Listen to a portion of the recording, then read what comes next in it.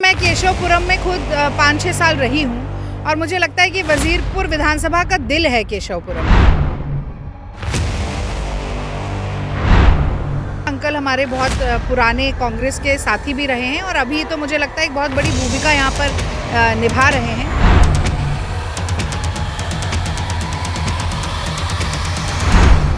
ऐसा लगता है कि ये वक्त है बदलाव का।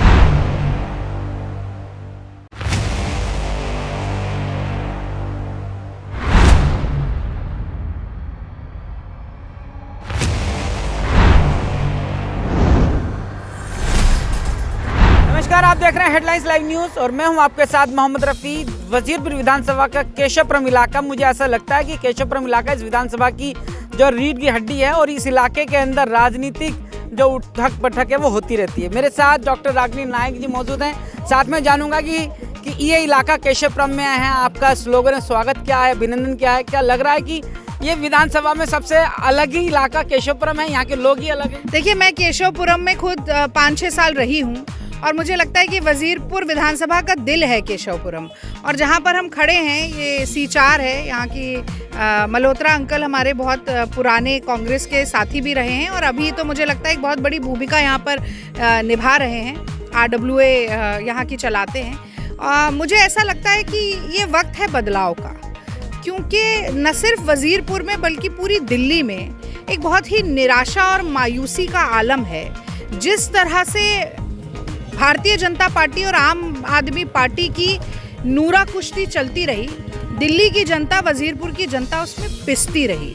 तो चाहे हम ट्रैफिक जाम की बात करें इस इलाके में, चाहे सफाई की बात करें, या हम बात करें हर बार डेंगू, मलेरिया, चिकनगुनिया की समस्याओं की, इस यहाँ से थोड़ा सा केशवपुरम से इधर भी अगर जाकर बात करें, जे कॉलोनी में जहाँ पर गरीब तबका भी बहुत रहता है, खरीद कर पानी पीने के लिए मजबूर हैं। आप वजीरपुर इंडस्ट्रियल एरिया में जाएं तो वहाँ पर महिलाओं के लिए आपको एक शौचालय नहीं मिलेगा B और C ब्लॉक में। तो इस विधानसभा में मुझे लगता है पहली बार किसी पार्टी ने एक महिला प्रत्याशी को भी उतारा है और वो मेरे लिए बहुत गर्व की बात है। और आप देखिए, महिलाओं की एक खासियत होती है कि पहले वो अपने परिवार के बारे में सोचती हैं, फिर अपने बारे में सोचती हैं। तो ये वजीरपुर का जो परिवार है, इसके बारे में सोचना, इसके विकास के बारे में सोचना और हर जनता की नब्ज को टटोलना, उनके कंधे से कंधा, कदम से कदम और आवाज़ से आवाज़ मिलाकर चलना, मैं समझती हूँ कि मेरी प्राथमिकता है। और चूंकि मैंने जैसा कि आपसे कहा कि एक बहुत लंबा आलम रहा यहाँ पर लड़ाई का, झगड़े का, और कहीं ना कहीं जो संदीप दीक्षित जी लड़ रहे हैं केजरीवाल जी के आगे, तो वापस जनता शीला दीक्षित जी के बारे में सोच रही है और याद कर रही है वो सुनहरी दिल्ली जहां पर लेड पोल्यूशन को हटाकर CNG ट्रांसफॉर्मेशन हुआ, जहां मेट्रो लाइन शीला जी ने शुरू करवाई, जहां पर सैकड़ों फुटओवर ब्रिजेस, अंडरपास, फ्लाईओवर बने, जहां पर इतनी हरियाली थी कि 2011 में दिल्ली को greenest capital of the world कहा गया।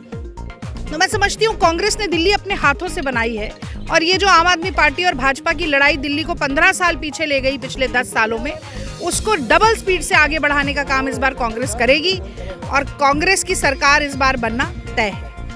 अभी जो है विधानसभा से राजेश गुप्ता जो विधायक 2 बार के हैं, उनको टिकट कंफर्म हो गया, इस बार फिर हैं, अब आमने सामने रहेंगे हैं आप और आम आदमी पार्टी से राजेश गुप्ता। तो क्या अपने पाँव कहते, एक तो कहावत है कि अपने पैरों पर कुल्हाड़ी मारना, यहाँ आम आदमी पार्टी ने अपने पैर ही कुल्हाड़ी पर मार दिए हैं एक ऐसे व्यक्ति को तीसरी बार टिकट देकर जिसका नाम इस क्षेत्र की विफलता के साथ जोड़ा जाता है।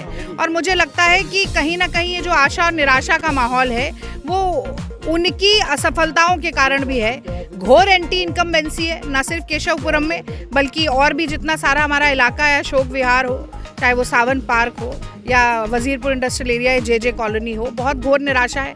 अभी जो विधायक यहाँ के हैं तत्कालीन, जहाँ जा रहे हैं लोग पूछ रहे हैं कि आपने नए वादे जो सरकार ने किए वो पिछले 10 साल में क्यों नहीं करके दिए। 2100 रुपये अगर आप देने का वादा कर रहे हैं तो 10 साल मिले थे आपको महिलाओं को देने के लिए, क्यों नहीं दिए आपने। आज आप ऑटो ड्राइवर को 5 नई स्कीम बता रहे हैं, वही ऑटो ड्राइवर आपको गालियां दे रहे थे कुछ समय पहले तक, क्योंकि आपने शुरू में भी उनसे कई वादे किए जो आप पूरे नहीं कर पाए। आप अपने मुख्यमंत्री के घर की टॉयलेट की सीट पर सोने की परत चढ़ी हो और सफाई कर्मचारियों को उनकी तनख्वाह ना मिले, वृद्धों को उनकी पेंशन ना मिले, विधवाओं को उनकी पेंशन ना मिले, राशन कार्ड बनने बंद हो जाएं, तो मुझे लगता है ऐसी सरकार पर धिक्कार है। और एंटी इनकम्बेंसी इस बार इतनी ज़्यादा है कि अपनी ज़मानत बचाना उनके लिए मुश्किल होगा। बहुत बहुत धन्यवाद। मैं अपने दर्शकों को बताना चाहता हूं कि डॉक्टर रागिनी नायक का कहना है कि अब तो राह आसान हो गई है, क्योंकि अब तीसरी बार से फिर टिकट जो आम आदमी पार्टी को मिली है वो उनके लिए चुनाव अब आसान नज़र आता है। अब देखना ये होगा कि आने वाला जो चुनाव है और आने वाले जो वोट जो हैं वो किस तरफ जाते हैं। मेरे साथ जुड़े रहने के लिए हेडलाइंस लाइव न्यूज़ से मोहम्मद रफ़ी की ये खास रिपोर्ट।